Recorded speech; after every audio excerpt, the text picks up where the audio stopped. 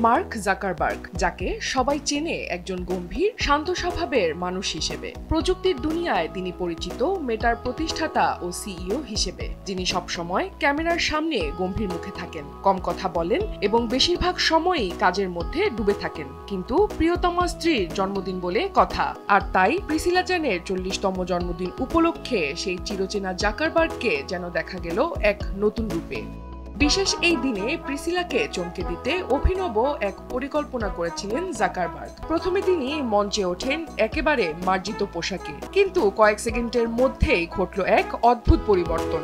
দুই তরুণী মঞ্চে এসে মুহূর্তের মধ্যে খুলে নিলেন জাকারবার্গের টাক্সিডো, নিজেই নিজের প্যান্ট খুলে হাওয়ায় উড়িয়ে দিলেন, আর নিচে বেরিয়ে এলো চকচকে আকাশি রঙা জাম্পস্যুট। হাতে মাইক্রোফোন তুলে নিয়ে শুরু করলেন উদ্দাম নাচ, গানের সঙ্গে তাল মিলিয়ে লাফিয়ে বেড়ালেন মঞ্চের এদিক সেদিক। স্বামীর এমন কাণ্ড দেখে হাসিতে ফেটে পড়েন প্রিসিলা।